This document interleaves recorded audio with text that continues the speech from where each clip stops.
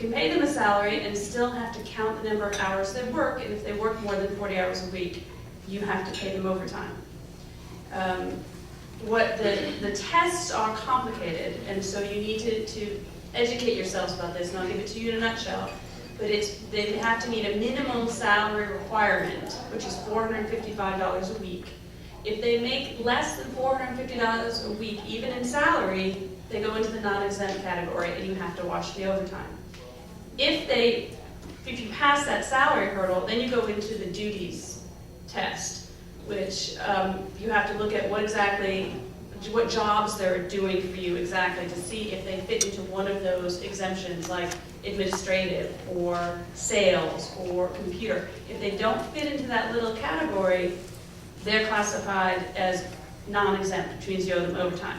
It's complicated to understand, but the reason it's important to you is because the overtime that they're owed aggregates for the entire time that you've employed them, and then it doubles, and then you can be charged with attorney's fees for them to have to get back from you. So recently, some decisions that happened were financial advisors were found to be non-exempt. Brokers were found to be non-exempt. So these folks, if they come together in a large group, that's called a class action, that can cause a whole lot of problems for your business. With respect to the independent contractors issue, honestly, I would advise you that the independent contractor as a classification is almost a myth in and of itself, because so few people really are going to fall into that category for you.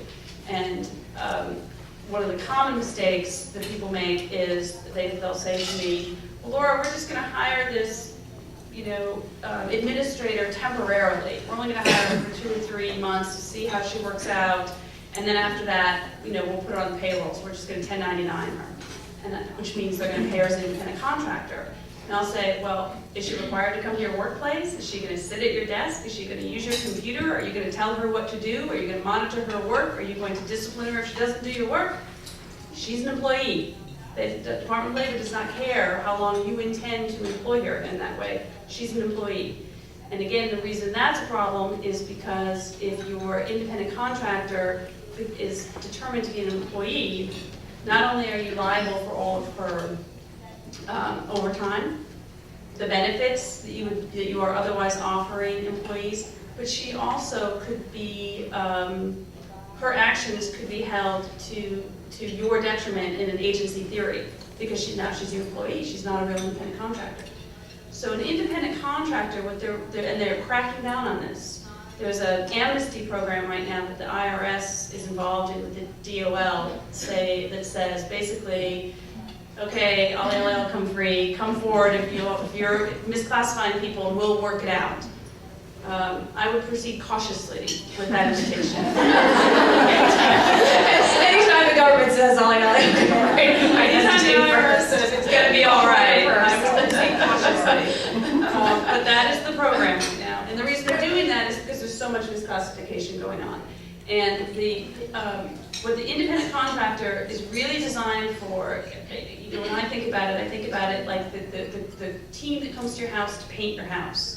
They come in and you say, okay, I want the kitchen to be blue, but you don't say, now use this brush and make sure this paint and that you put it up and down the wall in this way. You say, make it blue, here's the check, we're all good.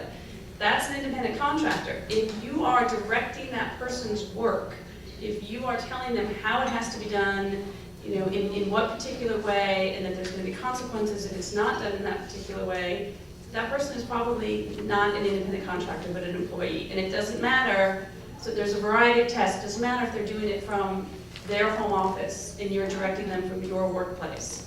If you're having that kind of, the Department of Labor looks at, and tell me if we're getting to eye-rolling territory here, but they're going to look at financial control, behavioral control, and your relationship that you have with this person. And there's a series of tests on the IRS and the Department of Labor website, but if you fail any of those tests, this is not an independent contractor. And then all of those other liabilities I talked about before are going to pop up with your independent contractor misclassifications. I want to talk to you briefly about North Carolina wage and hour law, because a lot of people, I see a lot of common mistakes in this area. So how many, I'm going to give you a quiz. How many think that you terminate an employee for fraud and you discover that this employee didn't complete the last expense report, so you're not quite sure what's been charged on the corporate card, that you can withhold their paycheck until they bring you the expense report? How many people think that's okay? Oh, you guys are good. Okay, yeah, no, that's not okay. And I recently, I have just had a client tell me that we withheld their paycheck, or we thought that this person was in charge of accounting and we thought there were some accounting errors and we weren't sure if there was some embezzlement going on, so we didn't pay them, their last paycheck. No deal. North Carolina wage and hour law is very, it's almost a strict liability law, which means you do the work in North Carolina, you get paid. If you have an issue with performance, dishonesty, anything else, that you have your own remedy as an employer. You sue them separately, you go through small claims, you go get a lawyer, you don't attach their salary, you have to pay them that salary. That's one thing with North Carolina. Vacation time, under North Carolina law, I see this is a very common error with employers. If you promise your employee vacation time, and you promise that that time is accrued and rolls over, then without any prior written notice, when that person's terminated, they get the cash value for that vacation time. If that's not your intention, look at your employee handbooks, look at your policies, and make sure that you're very clear with them about that.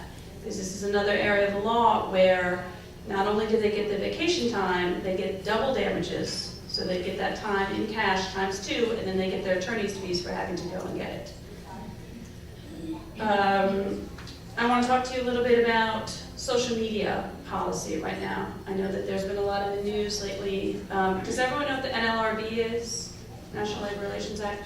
How many people here think that the NLRB does not impact their workplace, that they're exempt from NLRB? Anybody think that? Okay, you guys are way too smart. Much more than my employees do. I wouldn't have any clients.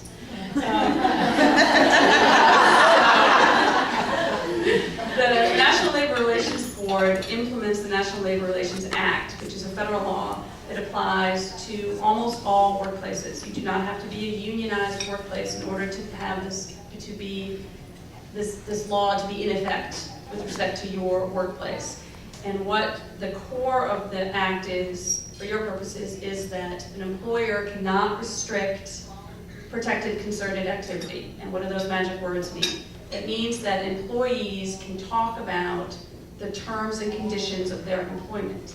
That means you can't prohibit them from talking about what a crappy place this is to work. They can talk about that. You can't prohibit them from talking about their salaries.